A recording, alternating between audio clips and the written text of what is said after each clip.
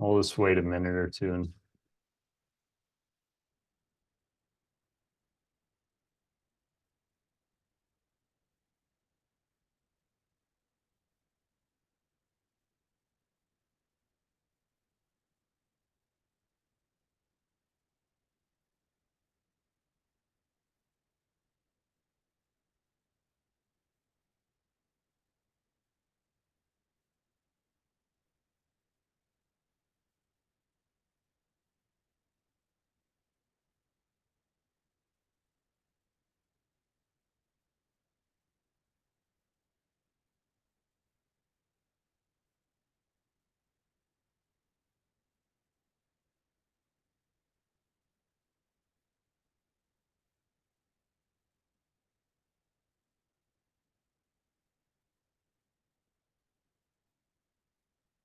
ready? All right.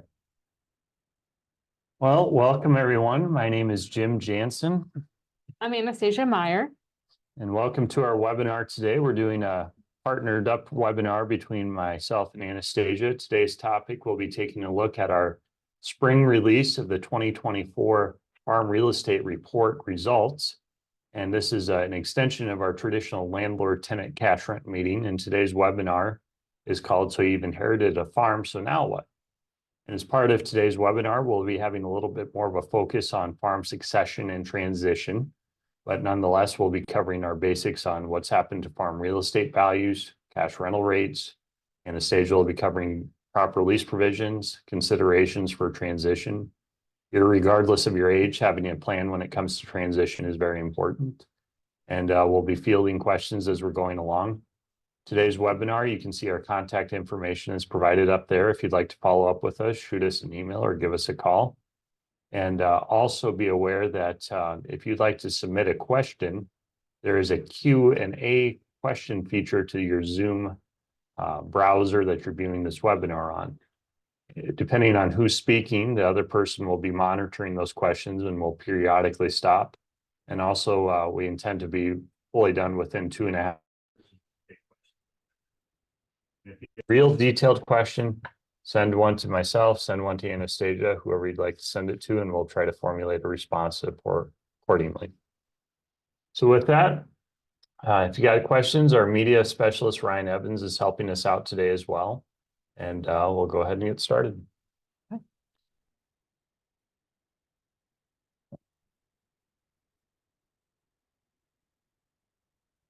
All right, first thing to note, today's handouts, depending upon what time you registered today, with that registration, you should have gotten handouts in the mail.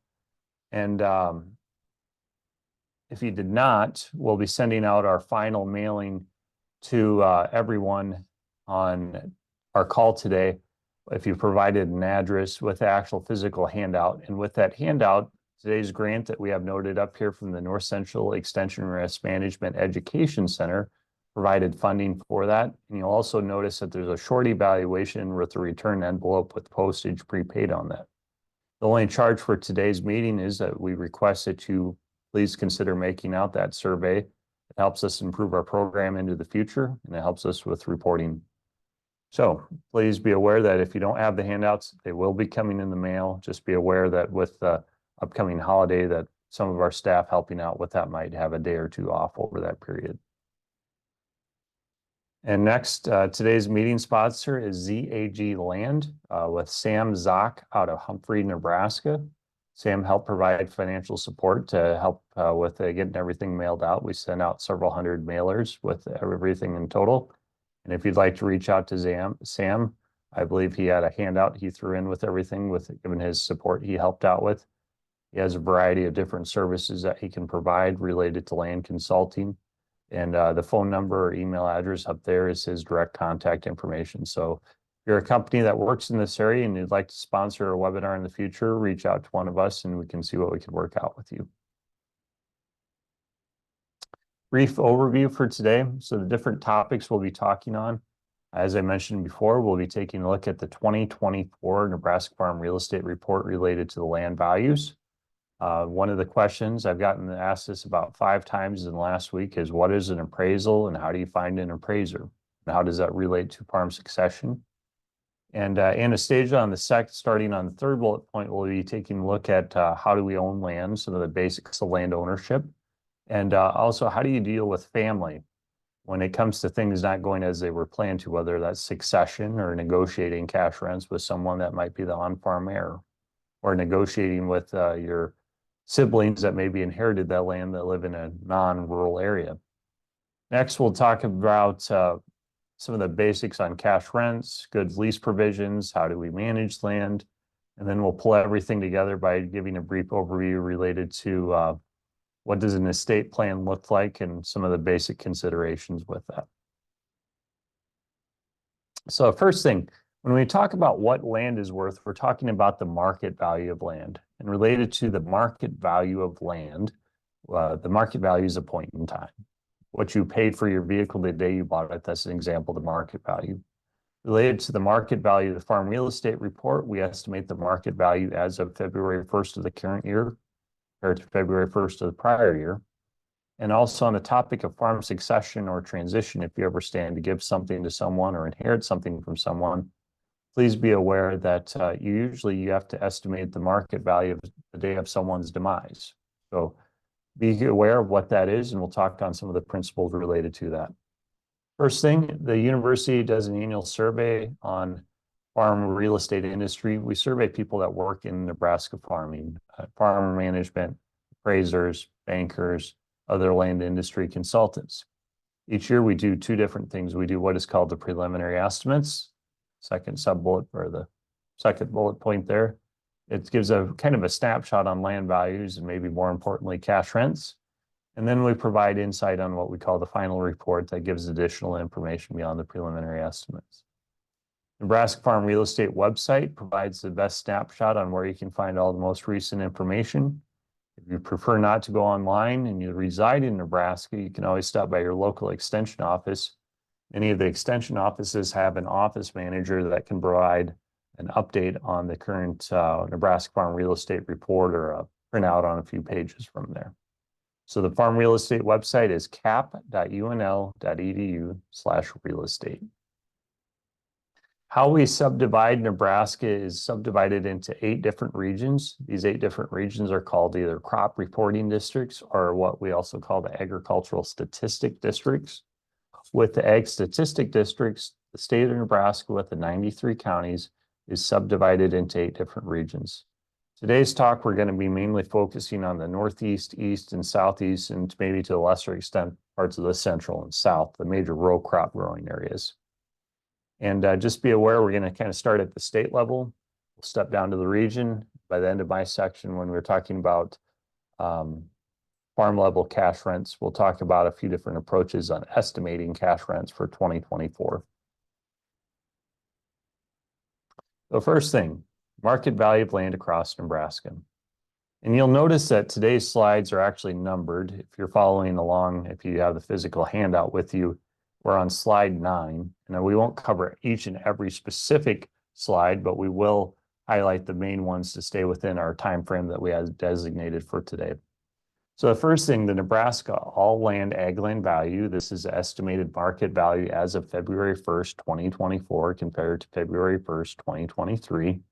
You'll notice that in the bottom left-hand corner of the slide, we have the estimated market value for the entire state.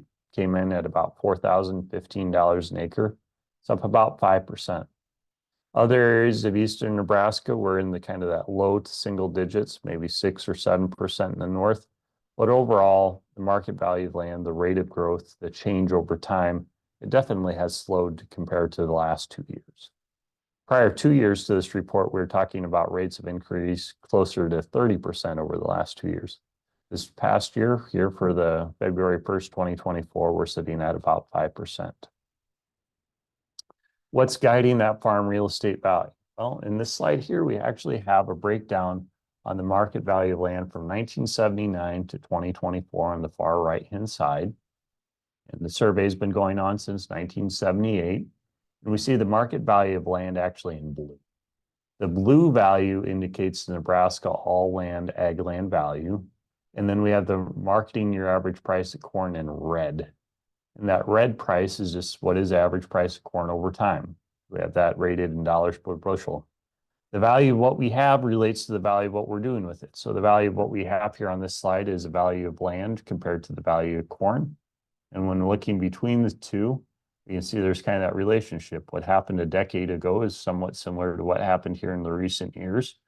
And we've seen some subsiding in the market value of the price of corn here in red. And I would suspect that we're probably sitting near the high, and maybe we're at some type of a inflection point in the market value of land. So we'll have to see where 2025 takes us. But nonetheless, here in recent years, we've seen some very strong growth.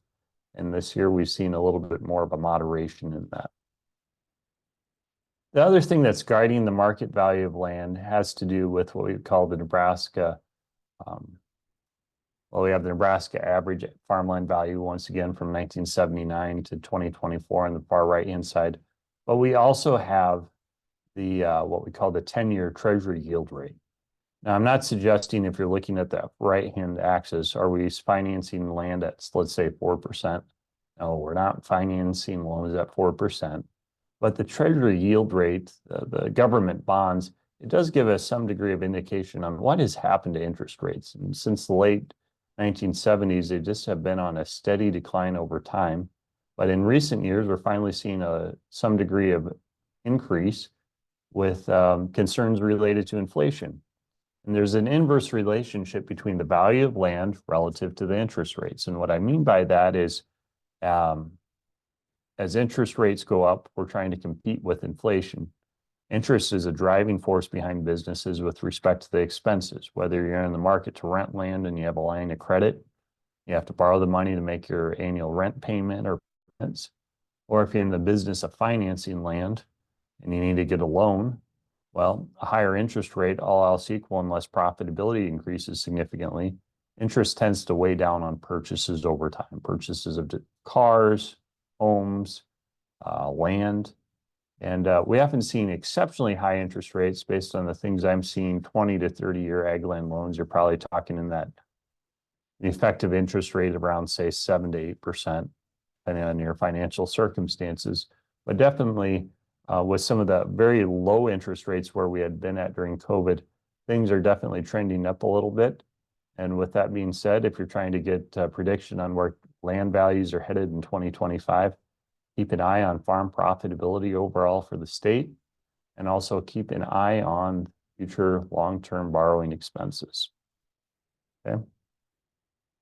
One thing to be aware of here on our next slide, when we take a look at the Nebraska the tax credit, that's a tax credit on a portion of your real estate taxes that helps support your local K through 12 or community college district. The reason I bring this up is I know there are people across the state that are not filing for this tax credit. Just be aware that for the 2023 tax reporting year, that many folks need to get their taxes filed here by either the end of March or into April, or by mid-April or whenever taxes are due. There's a tax credit. This credit relates to the portion of your real estate taxes that help support education. Currently for the 2023 year, it's 30% of that 55%. And also with that, also be aware that,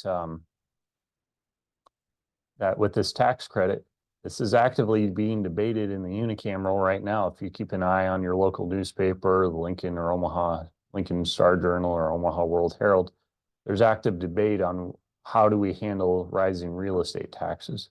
So stay informed on this. If you don't do your own taxes, be sure to communicate with your tax provider that you own land and they can help you get this credit. If you have not filed for this credit, the key is you have to file a state of Nebraska income tax credit and either own land or a residential home. If you meet those criteria, you're eligible for this credit. If you have not filed for it in recent years, I believe there's ways you might be able to go back and amend that. Last unicameral session here on the next slide, there were some updates made to what we call the Property Tax Credit Act. And some of this had to do with the ability of a school district, unless the school board opted out, how fast the portion of the real estate taxes related to school funding could increase. Now that was a soft cap and many school districts voted to exceed that. But I would imagine, regardless of your views on the political spectrum, that this is probably going to be one of the bigger things that unicameral takes a vote on, and we'll see what happens here. But the unicameral session, I believe, is scheduled to be ending at some point here in April. So keep an eye on this and be well informed, and let your views be known on some of the proposals that are currently going on and actively being debated on this topic. Some of the other land values I wanted to highlight, we can take a look at dryland cropland without irrigation potential, dryland cropland with irrigation potential, center pivot, gravity irrigated, grazing land.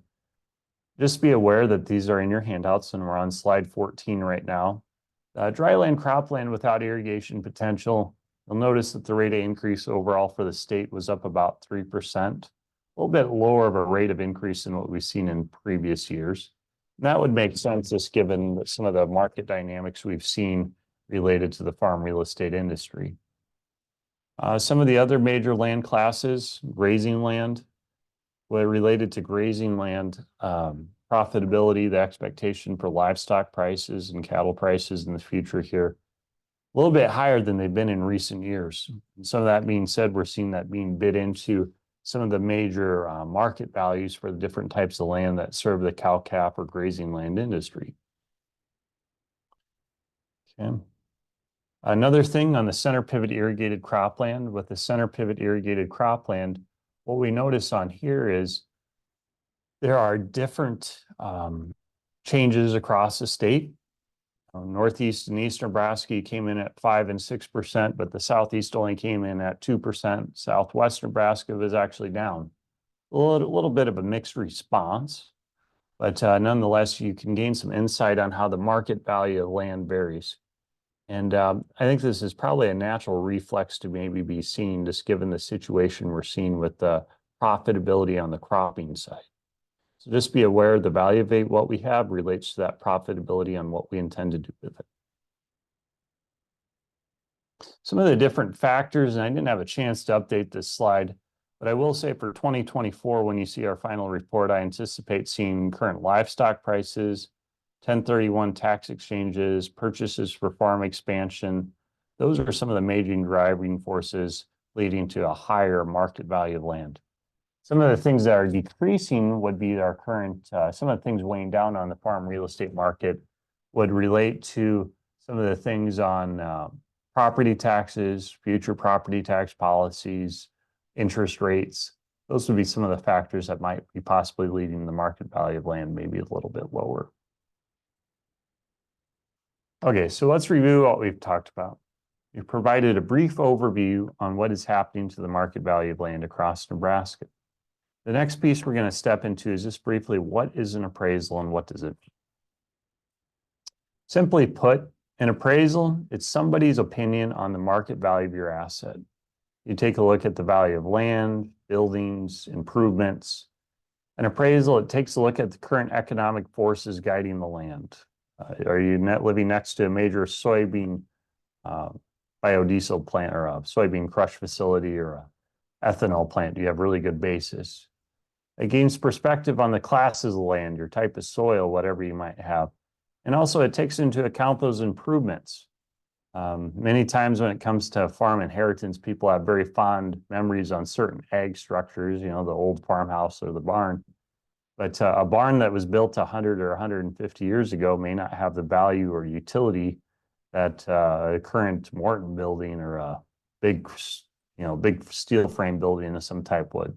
That's what an appraisal is supposed to take a look at, is some of these different things and how do they influence the things that surround that.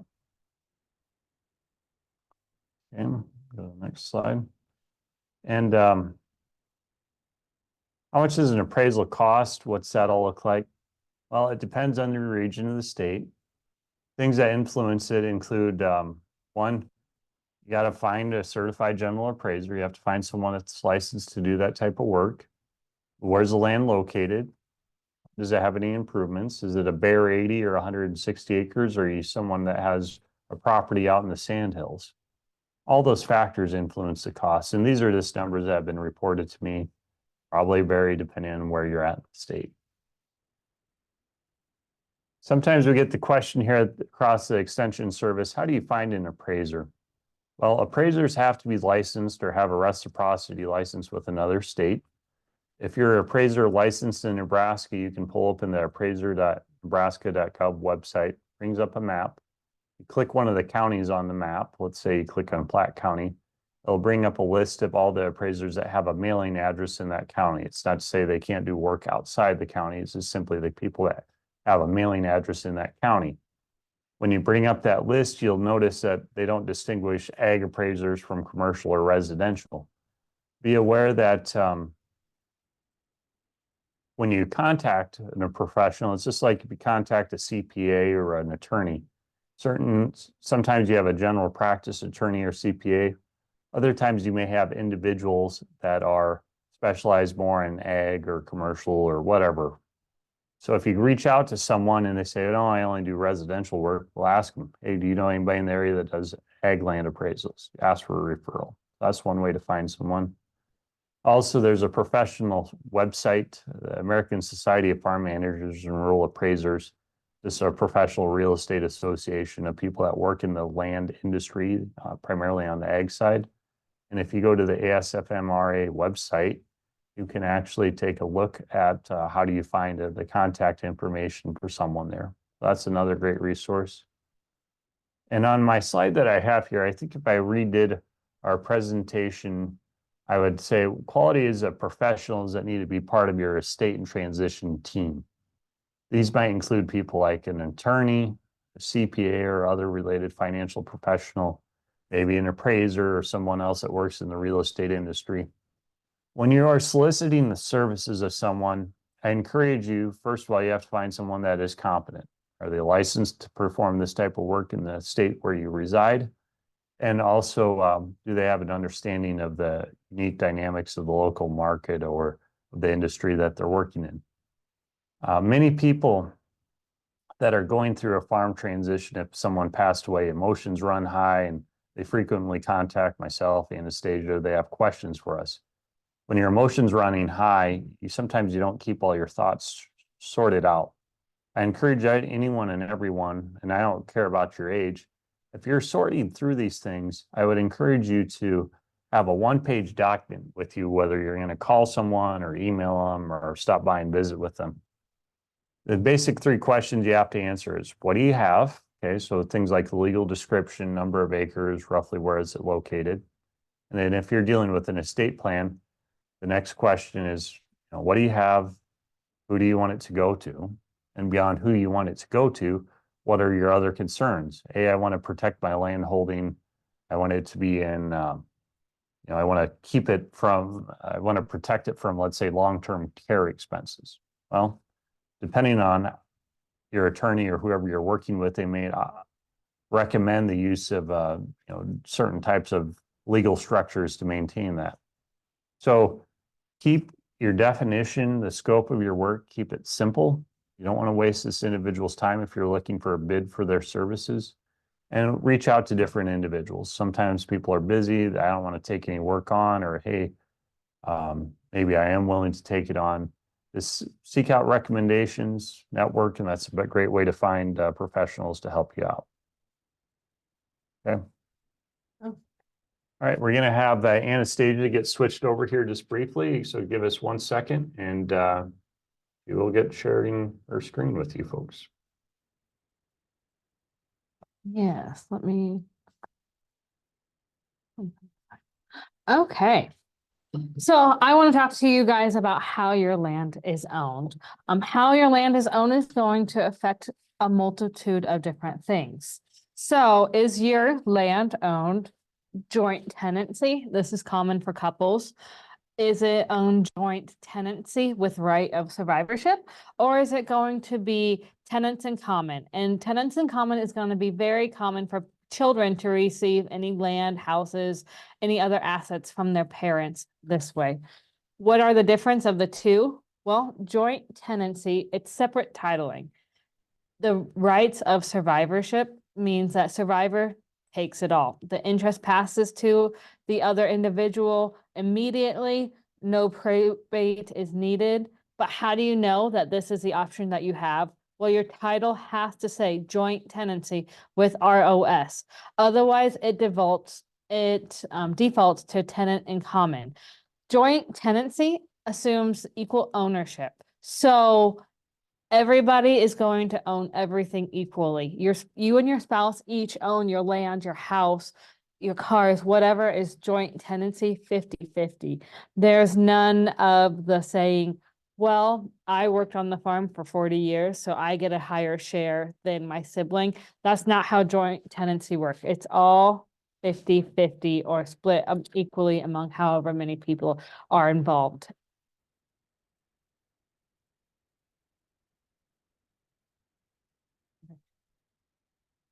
There we go. Tenants in common is going to be among family members. Like I said, this is how a lot of times assets are transferred in families. This could have some issues with creditor claims because if you own it in tenants in common, you owe equal amounts or you own your share of every single acre. So let's say for a family, there's 3 kids and the dad wants to give a higher percentage to, or the parents want to give a higher percentage to the family who is still farming versus the families who have moved away and have nothing to do with the farm.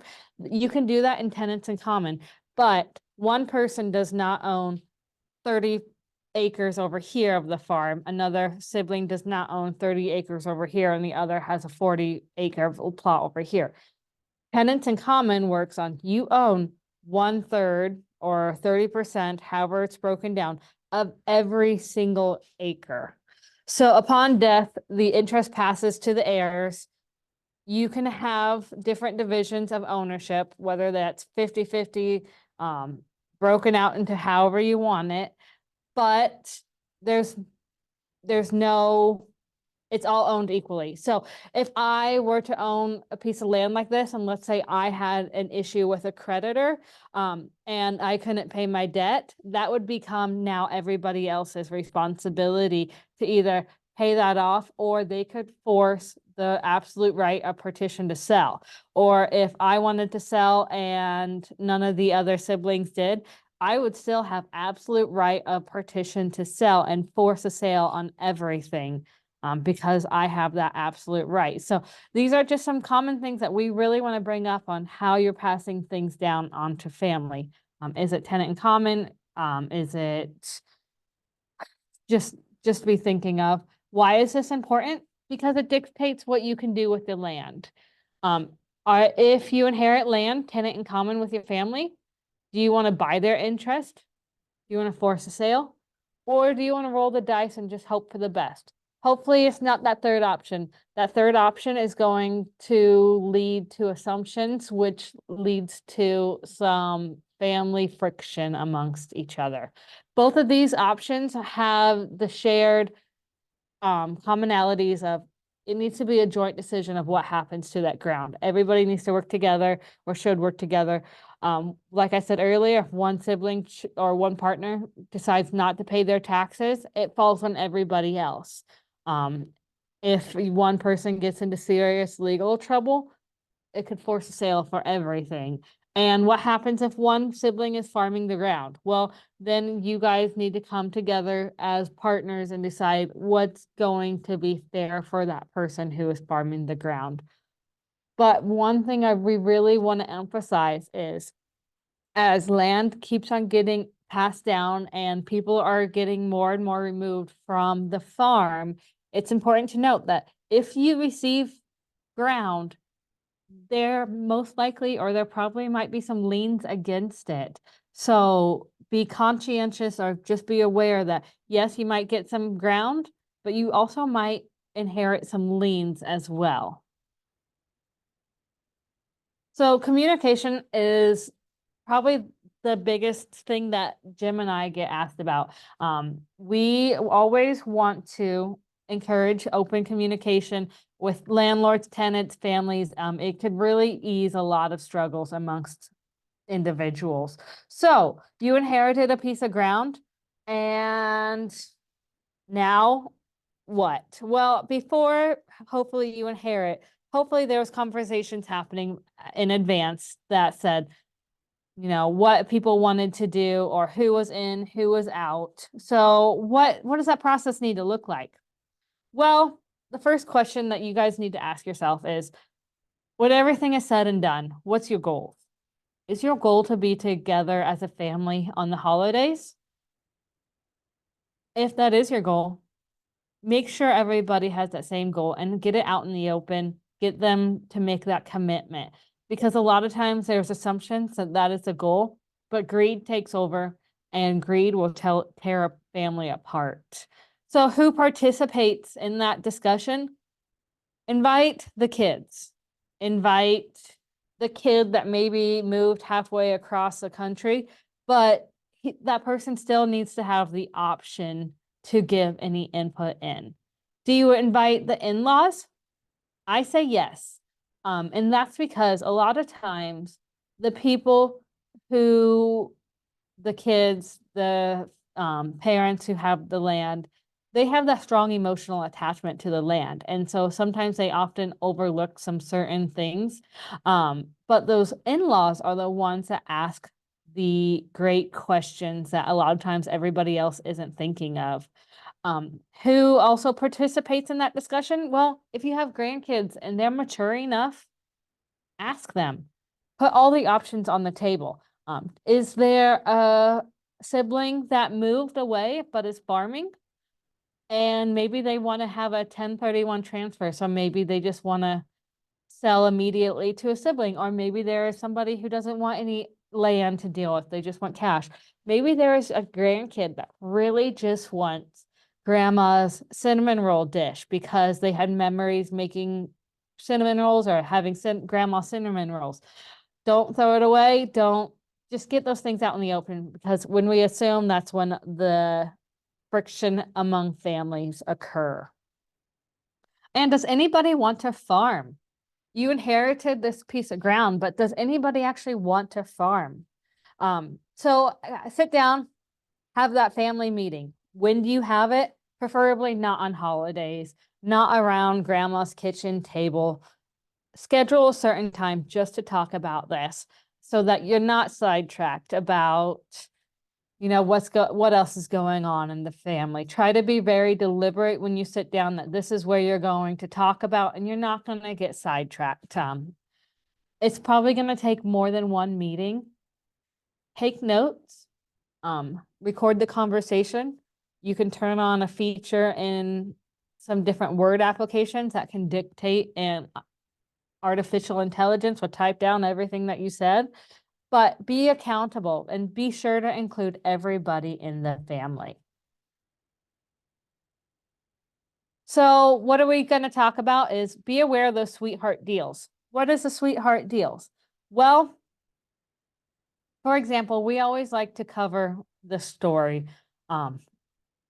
A son is renting from a parent farm ground. And I'm going to use some easy math here, but let's say on average, a rent in that county is $250. Let's say that he's paying $125, so half of what the average county is. Is that a sweetheart deal? If the siblings don't ask any questions, your gut reaction is, well, mom and dad are getting hosed. But if you go and ask more questions, you might find out that the son is maybe applying all the lime. That's typically a landlord expense. Maybe he's paying the land taxes on that piece of ground. He's might be providing end-of-life care because he's the only heir around that could take him to those end-of-life appointments.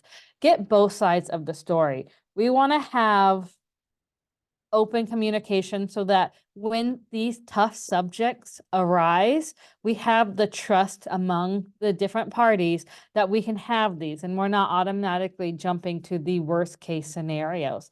Also, a sweetheart deal is be conscientious of if two parties are farming together, if you have shared equipment, or let's say you have an engine of a power unit on their field, or an engine in a tractor or truck, something like that, get that out in the open. One area might be thinking that, hey, they can have that, but the engine is property of somebody else. So just some things to think about. Family farms often are very complicated, as any business really is. So when we talk about communication, we want to listen first. Make that partner repeat to you what you said to make sure that they understood what you are saying. Seek first to understand. And a lot of times we can solve a lot of issues just by listening and asking questions. And if things get tough to talk about, go back to that goal. You guys are hopefully going to spend a lot of time establishing the goal or vision of your land. So take the time to talk about it. Allow everybody to have input. Know that different generations are going to have likely different expectations. The boomers versus the millennials versus, are they calling themselves the alpha generation? I heard the ones that are just coming out of college now. Each one of those are going to have different values, and try to remember no one set of values is going to be more important than another. But know that the golden rule will follow true. So ye who has the gold makes those rules. So at the end of the day, if grandma and grandpa own the land, grandma and grandpa are going to be the ones making the decisions. So you inherited a piece of land. Now you're going to decide to keep the farm in the family. Your first option is, well, you can farm out the property. You can rent it out to somebody. If you're farming with a family member, what will that rental arrangement be? Is it going to be discounted for all of the years that they contributed to the farm? If so, how much? Crop share or cash rent? As generations are more removed from the farm, I see more and more cash rent. That's, each one has their pros and cons, but especially if you are wanting a crop share, or if you're going to be approached about a cost share, it's going to need that communication. You're going to need to communicate about what the expenses are going to be. When are these bills going to be coming in? Are you going to let them use the farmstead buildings out there? If so, what are the expectations of those farm buildings? I'll use a personal story here. My husband and I rent a farm, and there is an abandoned house, and it has some cattle dry lots around it. I could have assumed, well, I did assume that because I'm not renting that farmstead, I'm just renting the cropland around it, that a neighbor or one of the grandkids drove by, and she was a little bit upset because I wasn't mowing the yard around it and I wasn't spraying the thistle in the dry lot. And so it really took some communication there. But make sure that you communicate what you want that farmstead to look like. You have that emotional attachment to it, so just communicate if you want it to look a certain way or if you want something else to be done. So you could hire a farm manager. Consider a farm manager if you are going to have a crop share and there's multiple parties involved in owning that piece of ground. I will say that if you bring up a farm manager to a renter, they might recoil like an allergic reaction. But farm managers can be a great asset, especially to absentee landowners. Managers charge between 6 to 12% of the rental rate, depending on how much work they put in. So if they're just collecting a cash rent and dividing it among the owners, it's going to be less. If it's a crop share and there's a lot more work involved in it, then it's going to be more. In some cases, the service is great. It's always easier to talk to one farm manager who then they can talk to maybe their 6 different siblings that own one piece of ground, rather than the tenant having to talk to 6 different people who might have different expectations or goals. You could custom farm it. So custom farming is you hire a producer to do the field operations, or maybe you just hire them to do some of the operations and you do some depending on when your schedule allows. So custom operators are paid on a per acre basis or sometimes get a percentage of the crop. If you're going the percentage of the crop, talk to FSA to make sure that it meets their guidelines so that you get 100% of the crop because you're paying for 100% of the input and expenses. So sometimes that gets a little bit tricky with the FSA if you're paying them on a percentage of crop basis. So most people go on either the operation that's being done on a per acre basis. So with the risk comes the reward. So what I mean by that, so if I am a landowner, and I think you can see my mouse, right? Yeah, okay. My landowner, and if I cash rent it, I know that I am always going to get that amount every single year. My risk is very, very good, but the reward, depends on the year. With the custom farming, depending on the year, might be the way to go because if it's a great crop year, I could potentially get more money, but I have a lot more risk. So as a owner now of the farm ground, you need to decide what you're comfortable with, the risk and the reward. So custom farming is you pay for all the labor, all the equipment needed, and you pay for all of the fertilizer, chemical, seed, everything. Like I said earlier, you could either go fixed payment by the acre or operation, but the landowner pays all expensive and you receive all the crop payments and all the USDA payments if there's any farm programs triggered. But at the end of the day, you are the manager of that farm. In a crop share agreement, the landlord engaged in a crop share receives a percentage of the crop yield, and then they market that out to the co-op or wherever they're going to market their grain. So the landowner is going to put in their share of input and production costs, and hopefully we hope it's equitable, and then they get that share back. So crop share is fair, equitable. We hope so. It's a fair way to rent if the expenses are split properly. This is going to require a lot of communication among the two parties. You're going to have to market your grain, but you share in the risk and the reward. So what's common? We get asked that a lot, and sometimes we laugh a little bit when we get asked that because the answer is it depends. It depends on your regionality. It depends on what your practices are.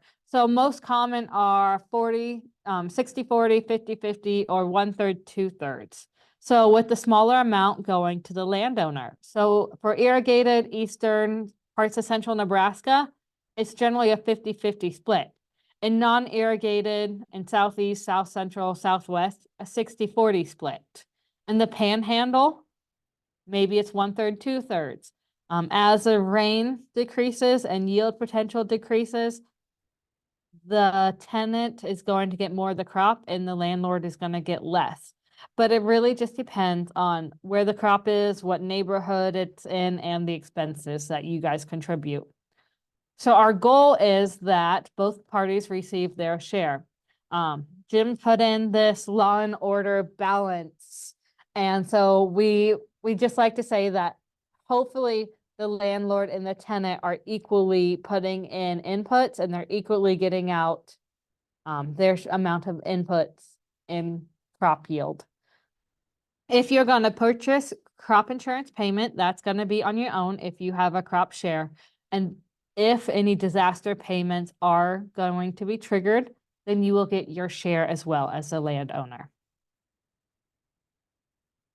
So what's typically shared? Well, as a landowner, you're going to share you're going to cover all of the expenses of the land taxes. You're going to cover typically the irrigation, the cost of owning the irrigation, any maintenance, depreciation, major repairs, all of that. The tenant is going to supply the labor, the minor irrigation repairs, all field operation, and the cost of transporting the grain to the designated location. When we talk about minor irrigation equipment repairs, typically in a lease, we like to see that there is a deductible of sort. So in a lease, typically it is the tenant will pay up to $500 is common. Sometimes you see 1,000, but you guys need to negotiate that among the two. That up until that amount, the tenant will pay for the first gearbox, and then if there's anything else, then the landlord is going to pay for it if they own the pivot. What's going to be shared is the crop insurance expense. Each one of those are going to be separate.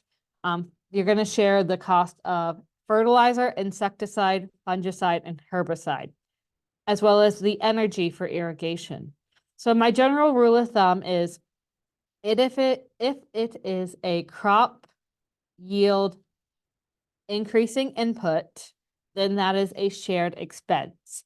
So we have seed in here. Seed is one that we are seeing more and more people share the cost of seed. And that's because seed technology is getting advanced and the need for the insecticide and fungicide is reducing, is because of that seed technology. So we like to see seed shared, especially on 60-40 and 50-50. And then some people haven't negotiated out that maybe they only share the technology of the seeds. And that takes a little bit of research. You have to find out what conventional seed costs versus the seed that they're planting. But know that if you're paying for that more expensive seed, your insecticide and fungicide is most likely going to be decreased. And then both parties are going to market their share of the crop. All right. Give us 1 second here. We're going to switch over, and we actually have a couple questions submitted that both Anastasia and I can address here quick. So we'll kind of do a dual zoom. And one of the questions, Anastasia, that came in was, will your presentation be reviewing Nebraska inheritance tax? We do not have that in this presentation, but it would be a good webinar to cover at a later date. And my understanding is Nebraska inheritance tax, as the name implies, it is going to be a tax rate that, depending upon the relationship of the individual inheriting in the property relative to the deceased, the tax rate would be an example if you're a direct descendant, son or daughter, versus if you're a nephew, niece, first, second, third cousin. The dollar amount too also influences it to a degree. Yep. But we're not covering that. This is a tax you would pay not when the ground's sold, but when you actually inherit it. Second question I'll read out here, and then the third one we'll let Anastasia answer. We own a farm near a town that is zoned industrial and is adjacent to several commercial facilities. For appraisal purposes, would you hire an appraiser that is an agricultural-based individual or a commercial appraiser? When it comes to that specific question, you have to ask the question, what is the highest and best use? The highest and best use concept is trying to identify the best use of the property. Chances are, if it's this close to an industrial zone, the interim use might be just growing crops on it. The eventual highest and best use might be for industrial, commercial, or residential purposes. I would contact either one and just state to them what you stated in this question about what is it, where it's at, what's happening, and ask a couple different people if you can even, and make your best decision based on. I'd check either with an ag one. You can start with an ag appraiser. If they're uncomfortable, you can always go to a commercial one. And then the last question is, when I talk about crop payments, does this include crop insurance payments or government payments? Yes. So if you are going to have a crop share agreement, if you purchase crop insurance, then if a yield loss or revenue loss is triggered, then yes, you would receive your crop payments, as well as government payments in there. If you have a crop share, if a government payment is triggered, so if Art County or price loss coverage program, if that's triggered, then yes, you would see your share of a government payment, crop payment. Okay. That answers all those questions. And also while we were reviewing these questions in the chat pane, there was an article inserted on Nebraska inheritance tax. It was a Center for Ag Profitability article. So if you'd like to read more on that, you can find more information there. Okay, with that, I'll take the lead here for the second time, and then we'll have Anastasia pull everything together on farm inheritance related topics here towards the end. Now, on the first thing on cash rental rates, so what we'll do is we'll start with dry land, cropland, step into irrigated, and then eventually grazing land. On the dry land, cropland, whether center pivot or dry land, cropland, or the irrigated, these are the estimated cash rents that came from the University of Nebraska. So up on this, on your Zoom viewing browser right now, you'll see that the 2024 cash rental rates across Nebraska are being displayed. Notice it's a little bit mixed, and what I mean by that is there's about 3 or 4 regions that had a slight decline.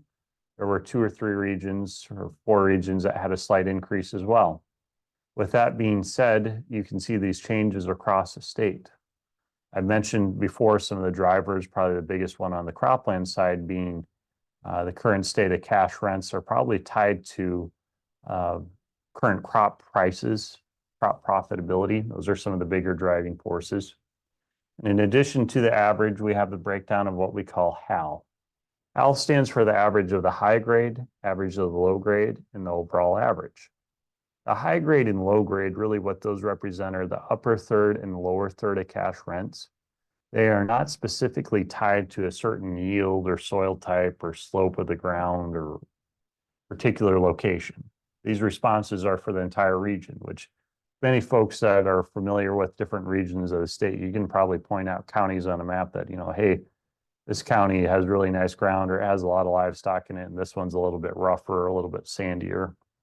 Those are all features that influence cash rents. Now, this information was just updated here in March. And with this update, you can give a pretty good breakout here on cash rents, on how cash rents vary from the upper third average, low third average, and then the overall average. Now, in addition to the dry land regional rates that were just released here about 2 weeks ago, we also have a survey that's conducted by NASS. NASS has a division called the National Agricultural Statistics Service. And as a reminder, we're on slide 53 here. And on slide number 53, it looks like I got to fix the word years on it. But their survey is a county level survey that's done independent of the University of Nebraska. I believe it's conducted a little bit later in the year than what the University of Nebraska is. And with their survey, their information is usually published around the second week of September. And on the next slide, you'll see we'll have a breakdown by county across Nebraska. Depending upon when you registered for our meeting, you'll see in the back of your handout, we're actually on slide 54 here, but in the back of your handout, we have a full page printed out on this. And if you'd like to find this update, go look at the county hyperlink on that prior slide we had. The reason we present this sliding, especially in eastern Nebraska, you can get a pretty good breakdown here in eastern Nebraska to see how cash rents vary. And I'll pick on northeast Nebraska. It appears to me places like Wayne or Cumming County tend to be a little bit higher cash rents than, say, let's say Antelope or maybe Knox County to a lesser extent. So that gives us some ideas on how cash rents vary around in each of the regions. I say this might be our cookie cutter slide, and what I mean by this is if you look at the prior slide here on the regional estimates, this is the most recently updated information, but this information on this slide at least give you some ideas on how cash rents vary around in each of the regions. You'll notice like Merrick and Hamilton County here, some of these regions do not have a county cash rental rate reported. Well, that's because in Merrick and Hamilton County, which are predominantly irrigated, they do not have a, they didn't have enough responses for the dry land, cropland cash rental rates. And that's one reason we see that breakdown that we see right here. And also you don't have a lot of dry land, cropland out in the Sandhills or parts of northwestern Nebraska as well. On the irrigated cash rental rates, we'll take a look here briefly. The irrigated rates assume the landlord owns the entire irrigation system. If the tenant provides one of those components, we would discount the cash rent. And I'll provide some discounts here in a few slides to provide a few ideas. The gravity irrigated rates, I know here, at least in Northeast Nebraska and maybe Eastern Nebraska to a lesser extent, there may not be quite as much gravity or flood irrigation as there is, let's say, in the Central District. For Northeast and East and Southeast Nebraska, once again, you have that breakdown on cash rent from the high third to the low third, and the overall average. What is influencing the cash rents? Well, all those things we described when we talked about quality of the land, configuration of the property. When it comes to irrigated cropland, also availability of, how stable is the water supply that we're looking at. All these different things influence the cash rental rates. The center pivot irrigated cropland, the breakdown that we have right here, we can see some changes. Once again, there was several regions that the cash rent was down just slightly, and there were other regions that it was just slightly higher, or may just call it steady at best. And the center pivot rates actually assume that the landowner owns the entire irrigation system, pivot, pump, and power unit. If the tenant is the one providing one of these components, we would discount the cash rent reflect the fact that the land tenant is providing one of these. And I'll give it towards the end of my slides here, we'll give you some ideas on these adjustments. The return on irrigated cash rent is just not a return on the land. It's also for the upkeep, maintenance, repairs, things affiliated with that. So this is the numbers that we see right here kind of on the breakdown. And the overall county level rates, you'll notice on here, some of these regions, we don't have a rate. So, here in Southeast Nebraska, Cass, Otoe, Richardson, Pawnee counties, not a lot of irrigated cropland relative to the dry land cropland. And also out in the Sandhills, once again, there's not a lot of cropland out there relative to the predominant use of the ground would probably be in grazing land. And you'll notice some of these counties, let's pick on Hall County, that would be just north of Hastings here. In Hall County, for example, where it's still very, very heavily irrigated, just like Meyer and Hamilton, in these counties that still have a fair amount of gravity or flood irrigation, the rates that are reported here is a weighted average between the two irrigation practices. So that's why we see gravity irrigated, you're tending to see rates that average probably $30 to $50 an acre less than what center pivot does. And with that being said, that's some of the breakdowns that we see here. Switching gears here a little bit to grazing land. I know some people have grazing land, some may not, same as cropland. We'll briefly review this here.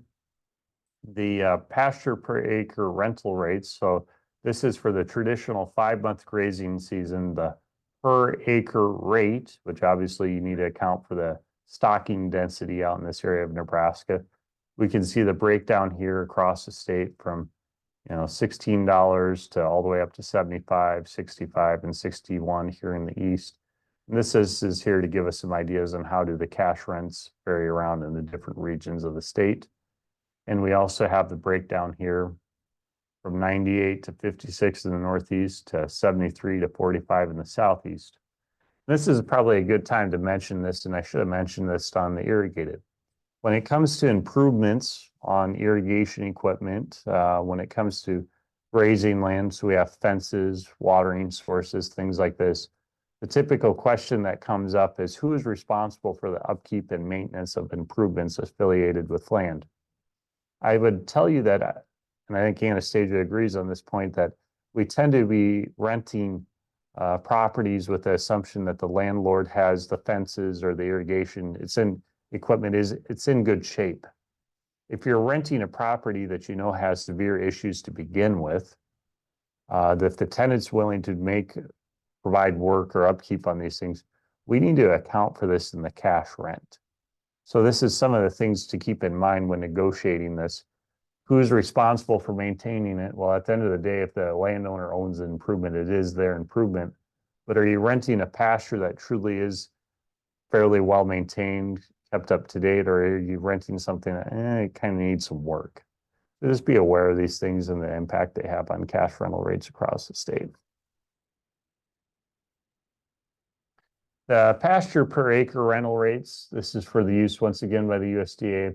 And especially here in the North District, I know we're supposed to be talking about the Northeast or East or Southeast today, but hopefully everyone can see here, even in the Northeast as well, there clearly are counties, say like Wayne County, for example, versus Boone County or Knox County, where we could kind of align that cookie cutter up and say, okay, Wayne County and maybe Cumming County are closer, and Thurston are closer to the upper third average.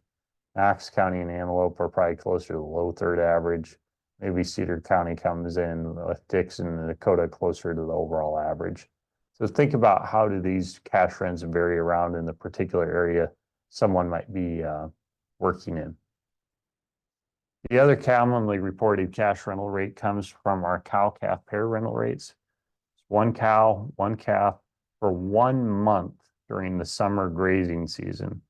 So one cow, one calf for 1 month during the summer grazing season. So here for Northeast Nebraska, you can see, for example, the breakdown that we have from the upper third average from 79.85 down to 57.10. Overall average is 70.10. What influences these rates? Well, we are supposed to be reporting on rates that do not assume that the landlord is taking cattle in. But I will say in remote areas of the state, I do feel that some of the rates reported may have a certain degree of care provided. Maybe the landlord puts salt out or keeps an eye on the animals, some of the basic things that we think about when it comes to these kind of things. And if you're renting for 5 months, so let's look at the Southwest, for example, if the overall average is about $60 a pair, 60 times 5 would be about 300. And then if you want to charge by the week or the day, you can take, if you want to charge by the day, you take 300 and divide by 150, and that would put it at about $2 a day, for example. All right, so I'm going to kind of set the stage here for Anastasia's section. I'll talk a little bit about how do we figure out a cash rent, and then Anastasia will get into some of the other lease provisions and succession considerations. How do we set a cash rent? That's a common question we get. People want to be fair. People want to figure out things that are going to be working. And let me just back up here for a second. Let's answer a few questions. One question we had come in, it says, can dryland also be center pivot irrigated rent? When it says can dryland, what we mean by that is dryland cropland does not currently have irrigation on it. If you would develop the property by putting a pivot or some type of flood irrigation on that asset, it would be considered center pivot at that point. If the tenant is providing the water or the center pivot itself, you need to adjust that cash rent to account for that. And we'll talk about that here in a few slides. And then the other question, where do you get the information for your rental rates? As it's stated, I think we're about in the 5th or 6th slide in. We give a little background. We survey the people that work in the land industry. That's the easiest way to say where you can get it. Agricultural bankers, appraisers, farm managers, other people that have an interest in the land industry. We survey, it's kind of like a land expert report. We try to survey people. Say, for example, if you're a banker, maybe you have insight on what the current interest rates are, or you've been making land loans and you're very aware of what people are financing land loans were at, the terms of loan, things like that. So be aware, you got to look in like the first 5 slides or so, but that website link is in there where you can find that information we just went over. Okay, changing gears back to where we're supposed to be at now. I'll give you a couple different updated ideas on how do we set a cash rent. First thing is you need to be working with someone that both parties agree. If you're someone that wants to work with a beginning producer, that's great. But you need to be aware that sometimes beginning producers may not pay the most cash rent that a well-established individual, or maybe they can't pay all the cash rent up front. They have to pay it in the fall. And this goes for producers as well. Maybe you see cases where you have a retired individual that's in a long-term care facility and they need cash to make that work. They need the top end of cash rent. Well, that may not be directly tied to the overall productivity of the land, but there's various dilemmas of life that get interchanged or bidded into these things. So you got to be working for a cash rent that truly is respective of both parties, but also viable given the attributes of the property involved. So our first idea here, we have a county level cash rent, and this is just a made up example. Overall county cash rent is, or the county rental rate per acre based on a number I just picked off the map at random. Let's say it's $190 an acre. And we also happen to have an average county corn yield of 134 bushel per acre. You take 190 and divide by 134, that gives us what is called the county rent per bushel. What the county rent per bushel says is for every bushel of grain raised in this example, $1.42 of the sales price is not going is going towards the rent on average across this county on rented land. So $1.42 a lot of money. Well, this year if the price of corn is $4, you know, approaching near almost half or around 40% of the sale price. When the price of corn was $6, wasn't nearly as much. Nonetheless, if you take the county rent per bushel in the bottom left-hand corner here and slide it to the upper right-hand side where our little red laser is on there. And let's say our field, instead of having an APH of 119 bushels, actually 134 bushel. The APH is called the actual production history. It's an average associated with crop insurance. So you take $1.42 per bushel and times it by 119 bushel per acre. That gives us what? It gives us the farm level cash rent. Okay. So we're adjusting what we know on the left. We're applying it to a situation we may not completely understand on the right. If our property, instead of yielding 119 bushel, actually yielded, let's say 139, well, the adjusted cash rent wouldn't be 190, it'd be a little bit above that. Okay. Second idea here, we have a property, let's say it's a 50-50 lease, and earlier in Anastasia's slide she reviewed the crop share lease arrangements. Well, in a 50-50 crop share lease arrangement, landlord gets half the crop, the tenant gets the other half. So let's say we have a field here in eastern Nebraska and it typically raises 80 bushel per acre. And in addition to it yielding 80 bushel per acre, we figured that that property in March here when we signed our lease, we thought, you know what? It's going to be worth about $4.66 a bushel this fall. So we think the landlord was going to get about half the crop income per acre, around $372.80 per acre. In addition to that, they have to pay half the seed, fertilizer, and chemical expenses and have the right but not the obligation if they'd like to receive crop insurance indemnities if there's a payment made. They would also have to pay half of the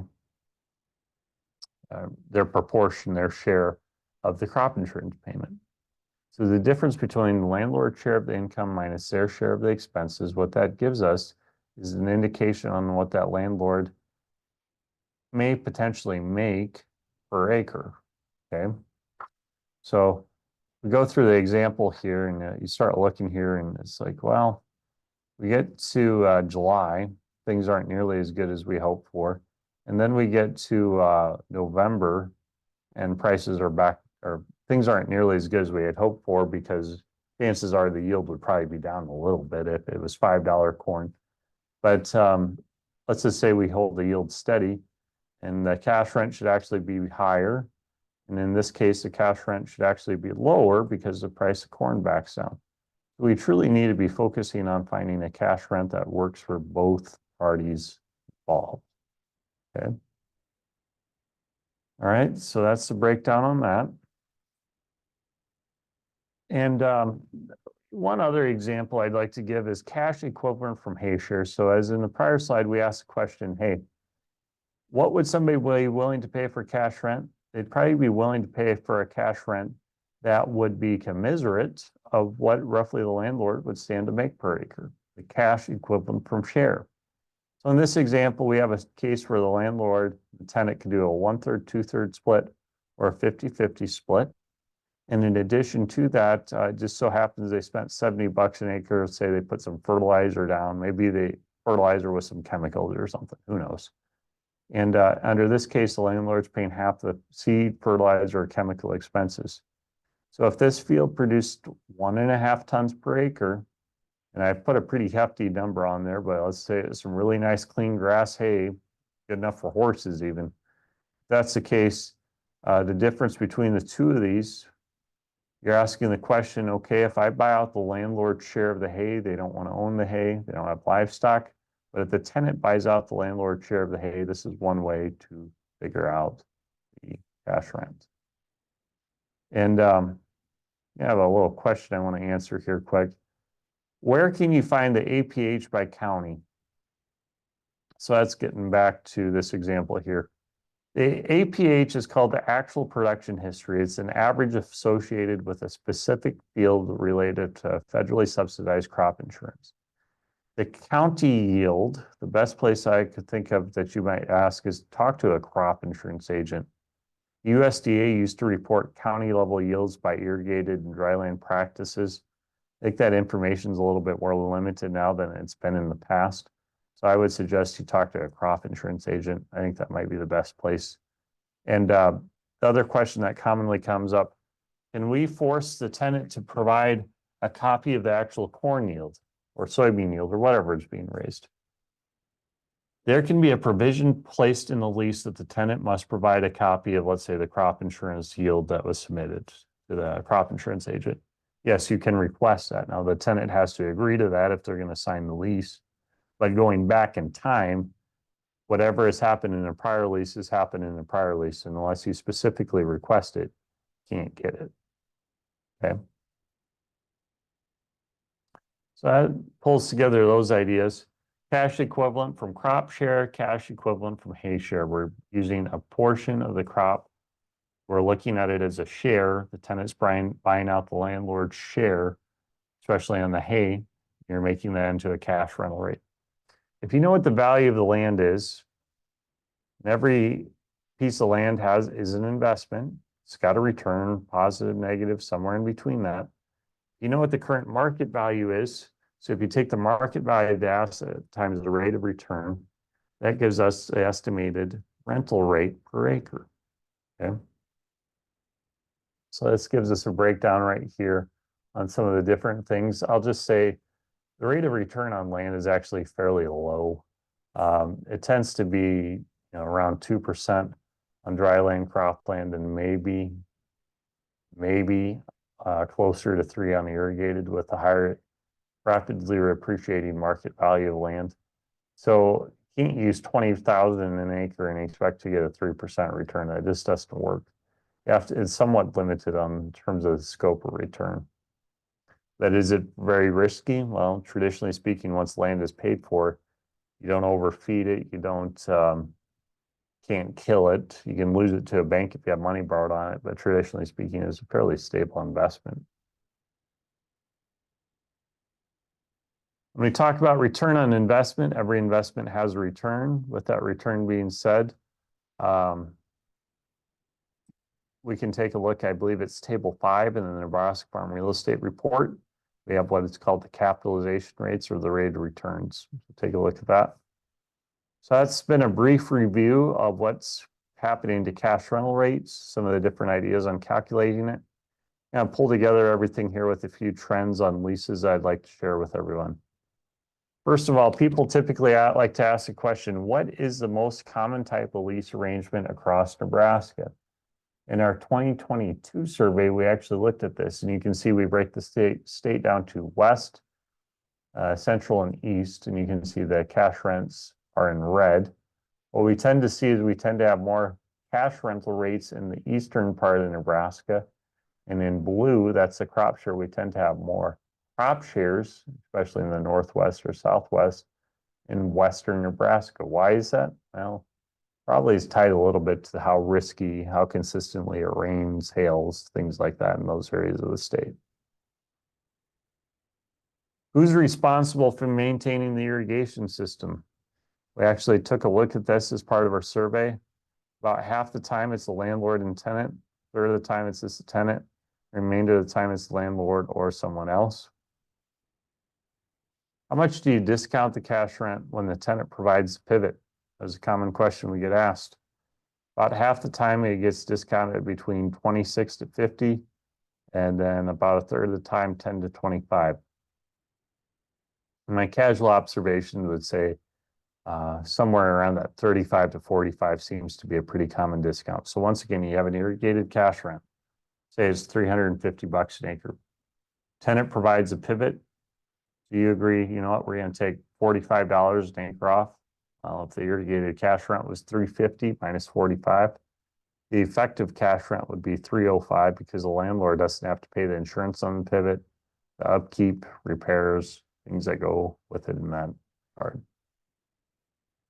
And if the tenant provides a power unit, the power unit might be a diesel engine, propane or natural gas, or even an electric motor. How much do you take off the cash rent?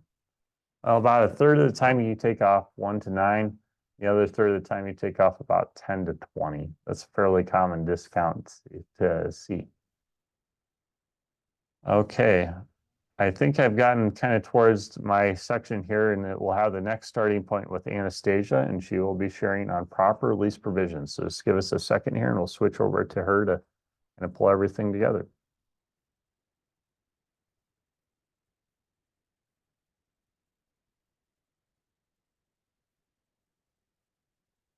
Okay, so what should you have in a lease?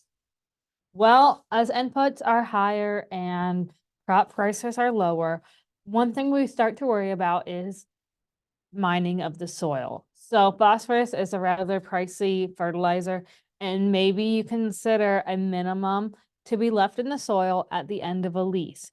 So this is going to require a written lease, and it is going to require the landlord doing a soil test. We usually say about 30 parts per million at the end of the lease.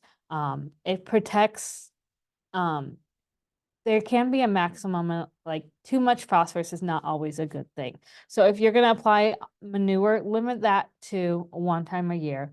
If you have a tenant and he's going to apply a large amount of phosphorus because it has been mined already in the soil, think about a clause. Think about prorating that amount out, that if you terminate within so many years of application, they get a prorated amount at the cost of the phosphorus back to that tenant. That tenant is going to be more likely to treat the land as his own, treat it good, put the nutrients on that is needed rather than a potentially a year-to-year lease that you never know if it's going to be renewed or not. Have the minimum, have a soil test done. It is going to require some work, like I said, from the landlord end, but it'll be good for your soil to keep it from getting mined.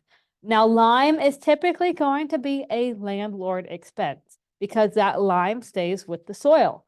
However, a lot of times we see tenants are applying lime because if your soil is the wrong pH, you're not going to get great yields. So a tenant applies lime, make sure that they have a multi-year lease that states with a clause that if it is terminated early, they get the rate prorated back. Usually we look at lime as a 5-year lifespan. So if they are terminated after year 3 of applying that lime, they would get 40% of that expense back. So some different clauses to put in a lease regarding soil fertility, lime, phosphorus, multi-year leases with prorate clauses on there if termination happens. So thinking about soil and health and environmental concerns, who fixes erosion? Well, little ditches, working the back ends of terraces on the eastern side, those are typically going to be the tenant expenses. If you have a big problem area and it's going to require a lot of work, a dozer, that is going to be a landowner expense. The small stuff, yes, let the tenants take care of, but the large stuff, that is going to be a landowner expense. Who controls cedar trees and noxious weeds? If I am a landowner and I am renting out that pasture below, I hopefully am giving a discounted rate to the tenant and asking them to control cedar trees. So typically we say cedar trees are in the field are going to be the responsibility of the tenant and controlling noxious weed, the responsibility of the tenant. Now, if it's a lot of work, then discount that rate. Tillage and no-till, if you are very passionate about no-till, you could put it in a clause that your field is going to have no-till only. I do caution with that clause that sometimes tillage is necessary. And so just be flexible, have that communication that says, you know, we really want it to be no-till, but if there's something happens and then you need to go work the backside of the terrace, that's tillage. Work with the tenant. And organic versus no-till, if you have a field that is already certified as organic and you want to keep it that way, you can state it in a lease saying that it has to remain organic. If you have a field that is currently not organic and you want it to be organic, just remember, it's going to have a 3-year period before they can get the organic premiums. So you're probably looking at a severely discounted rate because they are going to have the reduced yield without the premium and they are going to be tilling a lot. So if you're going to have those clauses, you can't really have both of those at the same time. But if you have a written lease, you can have those clauses in it. So if you have a pasture, who's taking care of the fencing? We like to say that hopefully you're providing that pasture with a new tenant with a good fence, and the tenant can do some minor upkeep here and there. The fencing is a landowner expense. So if you have a fence that really needs repair, then that's your expense as a landowner. A lot of times what we see is a discounted rate. The tenant does the work and the landowner buys the material. But again, that's something that you guys are going to have to negotiate out. If you have a pasture, what happens in the big three disasters? So if there's a fire, if there is a hail, storm, or drought, what happens if they have to pull their animals out? Are you going to discount that rate? How much notice are you going to tell before you tell them that there's no grass left in this pasture? You have to take out your animals. How much notice does the tenant have to give you before they pull out the animals? This is all, I think, really necessary stuff in a pasture lease that you guys need to address. How much notice is given before the terminating, and we'll get into a little bit more terminating in a little bit, but I really want to hit on hunting rights right now. So crop ground, when we talk about verbal leases and crop ground, they run the entire year starting March 1. However, pasture leases for verbal leases or handshake agreements are only 5 months during the actual grazing period. So if I have a verbal lease, I have all rights to that land. I can sublease it out. I can contract it with a hunting company. I can rent it to another person who may be paying a higher rent. I have the option with a verbal lease to do any of those. I could log all the trees if I want. But if you have a verbal lease, that hunting rights, the fishing rights, all of those rights go to the tenant. So technically, they could file a trespassing charge on the piece of ground that you own if you wanted to go out in the field to hunt or fish or anything. So just want to really emphasize that pasture leases are only during that time, and crop leases go for the whole entire year. Now with the pasture leases, since they are only the 5-month period, you do not have to terminate them because their lease ends on that last day of the grazing season. Crop ground, we have to have 6 months prior to March 1 to terminate.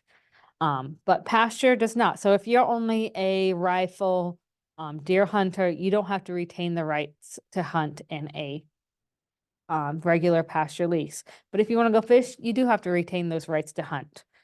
Nebraska recreational use law says that if you let somebody go out onto your property for recreational purposes, as long as you did not charge them a fee or you did not know that there is a danger out there. So you did not set a booby trap. You did not have an uncovered well that you knew about. As long as you don't know about it and you don't charge, you're not liable if they fall in a, let's say there was a big rainstorm and a ditch was formed. If they fall in that, they break a leg, you're not going to be liable for that, or they trip over a branch. However, if you do charge, then yes, you are liable. If you charge, or if you sublease, contract out the piece of ground for hunting, we recommend that you get an insurance, or the person who you're renting to has an insurance policy that covers both the tenant and the landowner in that, for liability purposes. Probably a 1 million incident, maybe 2 million max is common what we hear. But for hunting, just we really want to emphasize that because people are very passionate about their hobbies. And so this is something that we hear a lot on. So in a lease, what do you do about the corn stalks? Well, if a tenant has cattle and they are putting up the electric fence, they are watering them, or they're going to bale the stalks, as long as it's not all removed, as long as there's still some corn stalks left in the field, let them have it is typically what they say. Now, if they are renting it out to somebody else, let's say they don't have cattle and they're subleasing out that ground, then I would say that you as a landowner should receive a share of that. We talked about earlier manure application. I would limit it to 1 time a year, no more than 1 time a year, just because your phosphorus could really get high fast, and too much is not always a good thing, like I said earlier. So for the tenant, we want to urge you to communicate with your landowner. Force yourself to share the information. When they call, don't send them to voicemail. Answer that phone call. And once you get that relationship built, it's a lot easier to pick up those phone calls and not worry about, am I getting evicted today, or what's going on now? You know, a phone call isn't always a bad thing to receive. Even for cash leases, send them a message saying, hey, we got a great rainstorm, you know, crops are looking great right now, or we got a hailstorm, it's bad. Just let them know. Consider sending texts or emails if you're talking on the phone is not your thing. If you have a landlord that lives close to you, invite them out. If they have kids, let them ride in the combine or the tractor. Nothing will go further than creating a relationship, than letting their kids come out and ride with you. If it's if you have a tractor that has a buddy seat, I'm not saying take them in a dirty cabless tractor. We don't want that, but you know, be smart about it. For a landlord, when to communicate or what to communicate, tell them what you want to see happen to the farm. Do you have any vision or goals? Do you want it to go no-till? Do you have any crops that maybe you like to see out there? What do you want to see happen with weed control? Is there something that they can do a little bit on erosion control?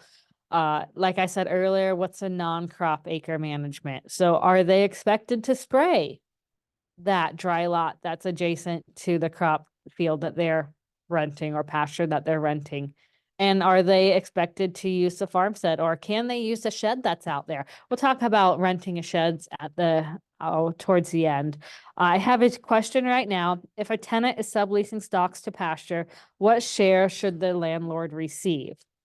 So if it's a cash rent situation, you know, it's up for debate. Maybe you take 40%, 25%, depending on how long they're out there, what you guys have going on. But I would say, wouldn't you say at least 40%? You know, so the question states, if the tenant is subleasing stocks to pasture. So this is assuming that the landlord and tenant both agree. Now, once again, if that right is not withheld from the cropland lease, it strictly stays with the tenant. I don't know, some type of a share, maybe a 1/3, 2/3.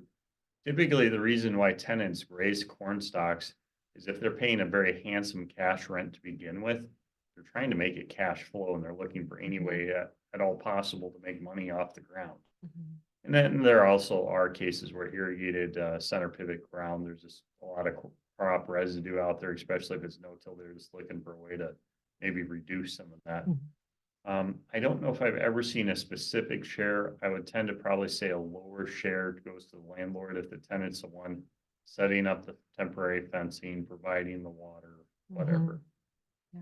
So, Also, I would say also as well, if you are in an area that, yeah, has way too many stocks and they're just gonna get dissed under anyway, you know, that's up to you guys. Maybe you do let them have it. Again, all up for debate. And have that communication talk with them. Okay.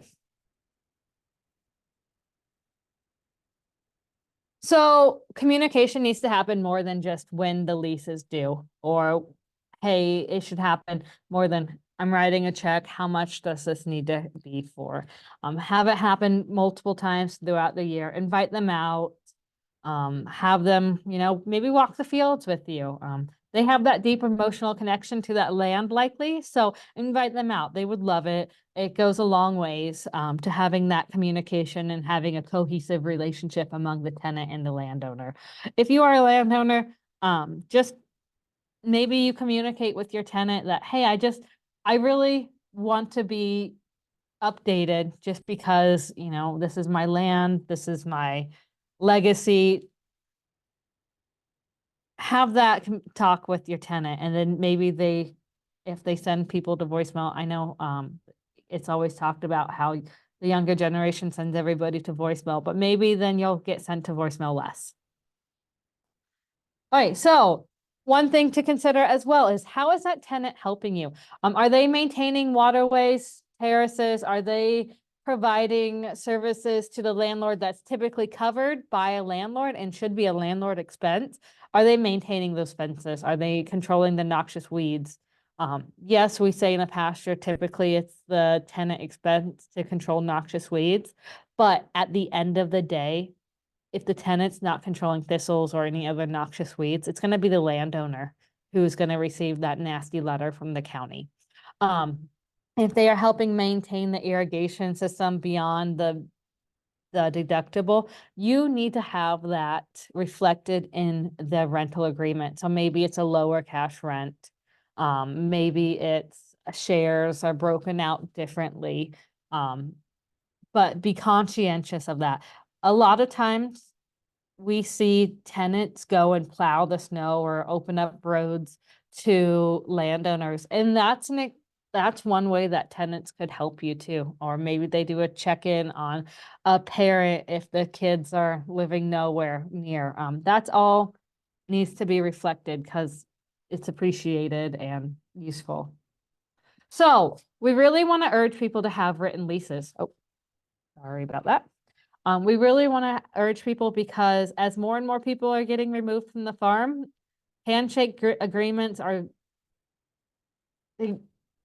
they were great. They are great still sometimes, but it's always better to have it in writing to protect the landlord as well as the tenant.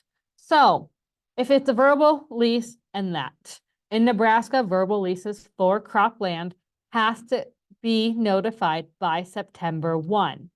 Like I said earlier, it's not the same for pastures. You don't have to terminate by September 1.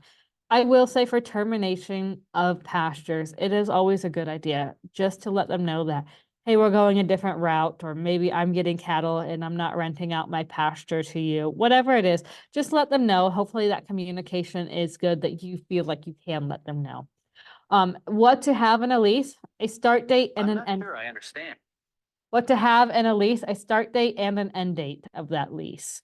You need to have how many days are needed to give notice for termination. When is that lease going to be negotiated? And is there going to be a holdover or carryover clause? So maybe that lease looks like, okay, it's a written lease. We are just going to sign it once, and every year it's just going to carry over from year to year, so we don't have to refill out the paperwork, re-sign everything. And that's okay. However, you have to have the termination guidelines written in that lease. Otherwise, it reverts back to a verbal lease. So if you have if you have in a written lease and it says that you only need to terminate by January 1 of every year, that's fine. You can terminate by January 1. It doesn't have to be that September 1 guideline because it is written in that written lease. If you don't want subleasing to happen, put that in the lease.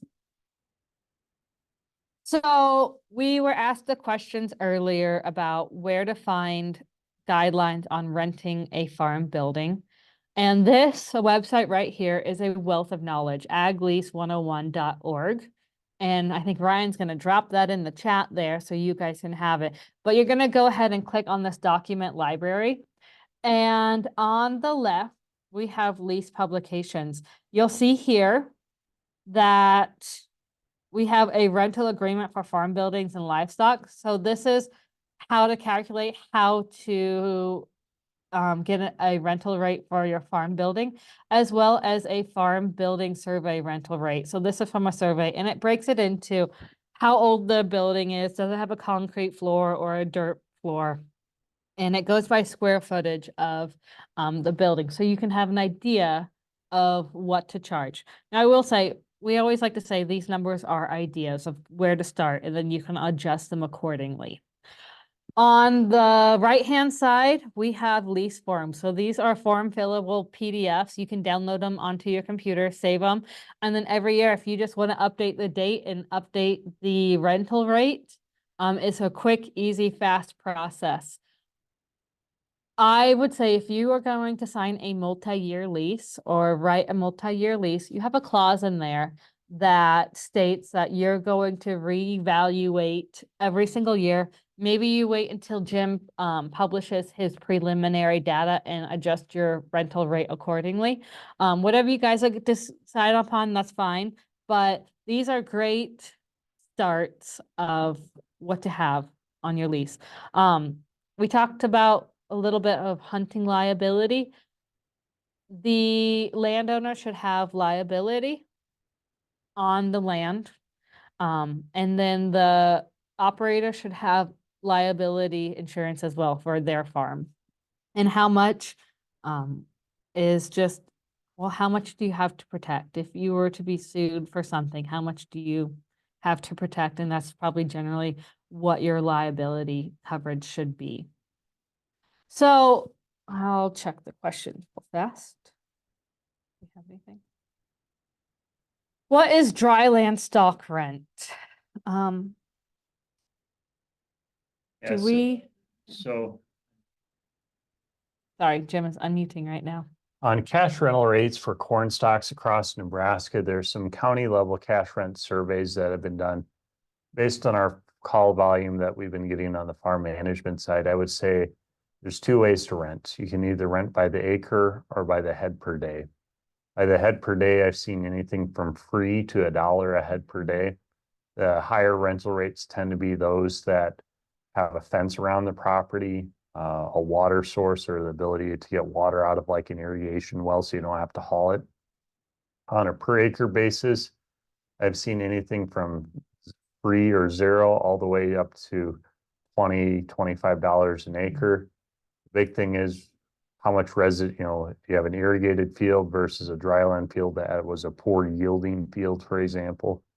On the irrigated fields, you tend to have more residue for their livestock to graze, and it's supply and demand too. If you're in York County, where there may not be quite as much livestock there relative to Cumming County, competition might be a little bit different. So supply and demand, sometimes people want the corn stalks grazed. The big thing with corn stalk grazing is the livestock are leaving, obviously, the cycling of the nutrients through them on the land. When you bale the corn stalks or rake them and shred them and then bale them, you're removing a lot.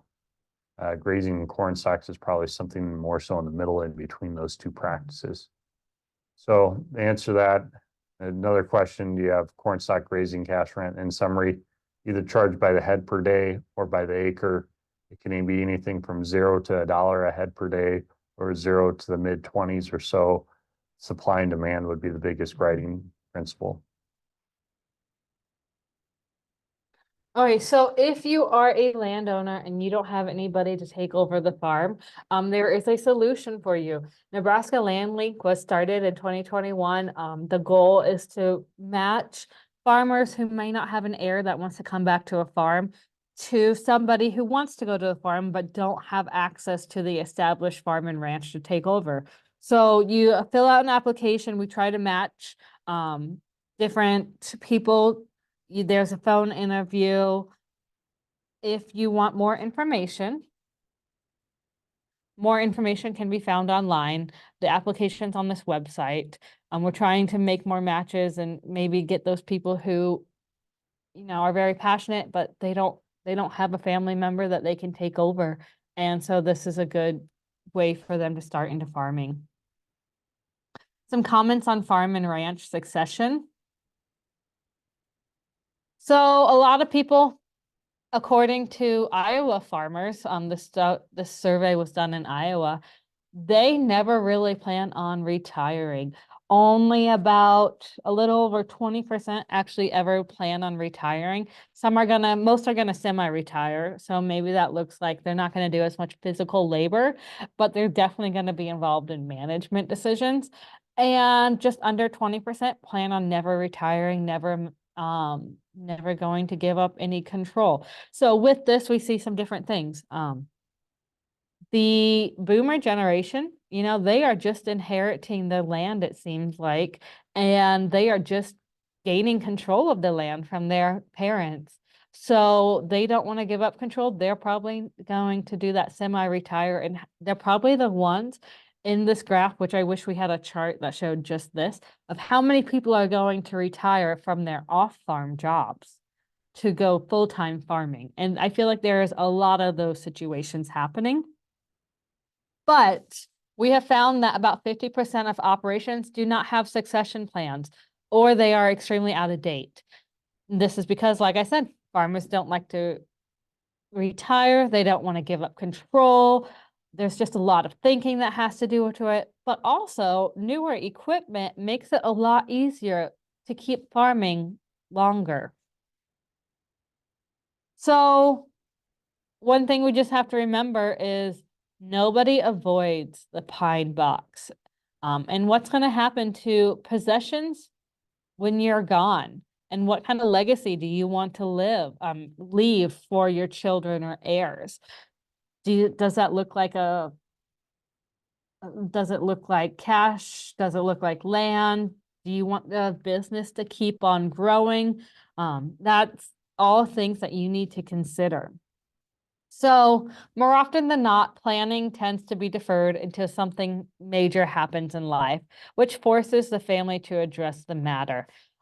If you are an heir, or you think you might be, if your parents have some assets, I would really urge you to ask them what exactly is happening with their assets, because a lot of times we assume that things are done, or they think they have a good plan. And it's hard to have these conversations because they don't want to discuss it, but try and make sure that there is a plan, because more often than not, having no plan leads to family riots and disagreements. So why don't we have a plan? It's complicated. We assume that we have more time. We assume that it's done. We don't like to plan. It's a lot of work. It's a lot of work to think about your own death and what's going to happen and how do we set up our children or our children's children in the future for success. And we don't want to make the decision and have it be wrong. There's different legal structures that you can easily adjust or more easily adjust than others. So if you want that option, talk to the lawyer about, hey, you want to be able to adjust this because maybe there's a divorce in the family, or maybe you have another grandkid, and you want to make sure that they're included.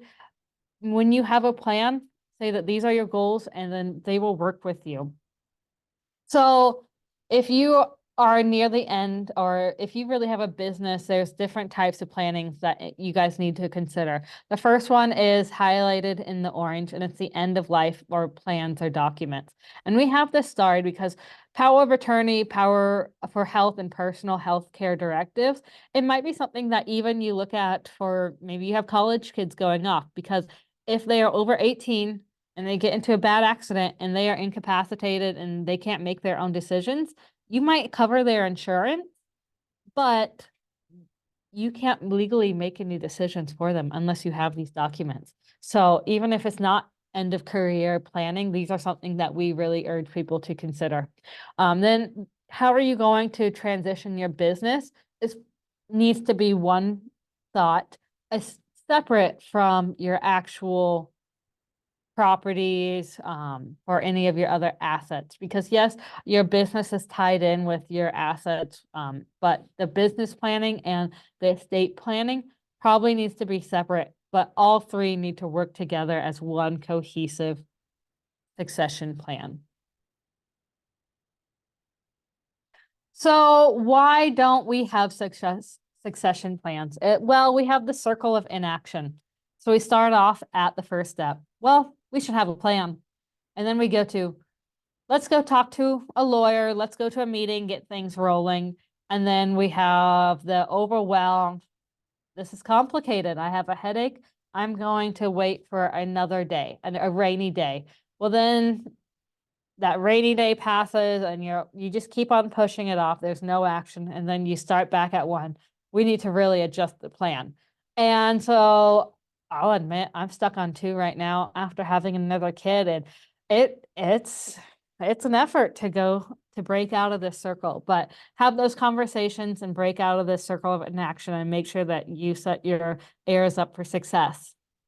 So how do you go about doing that? Well, step one is to know, what do you have?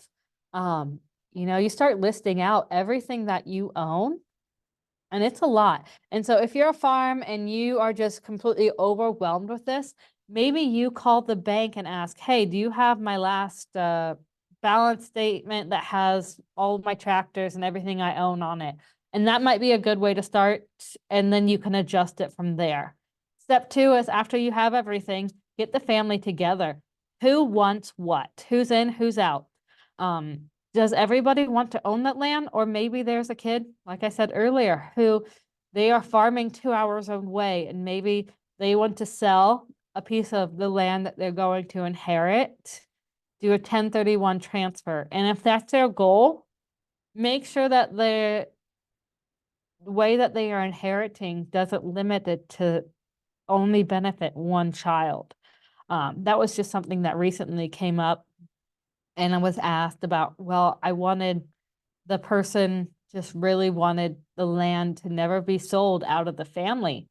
And then after talk, they're really setting up the one family for success that lives there and farms, but everybody who moved away, it might be setting up for success, or it might be not as beneficial as if they could do a 1031 transfer or something else to reach their own goals. So listen to those inputs. Then ideally you have a plan, take that to a professional, put the right tools into place. The professional could sit there and listen to each other bicker back and forth about what they want, or you could not pay them and you guys could listen to what everybody wants prior. That succession plan is developed. Congratulations, go get some ice cream or something, and then make sure you just review that every so often to make sure that those are still your goals. And then if you need to change it, go and change it. And hopefully the majority of the work has been done, that it's an easy change. So if I have said nothing else today other than to have a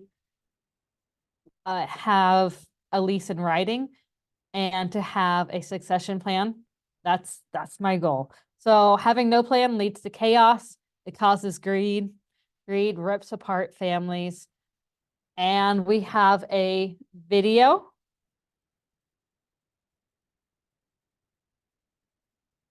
So this video here it is a couple of monkeys, and you have to give a monkey a rock. They have to give you, you give them a rock, they give you back a rock, and then you give them a treat.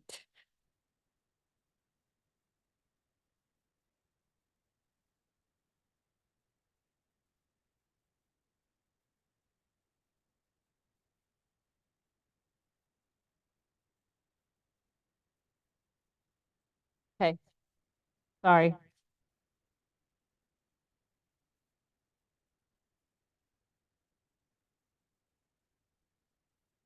I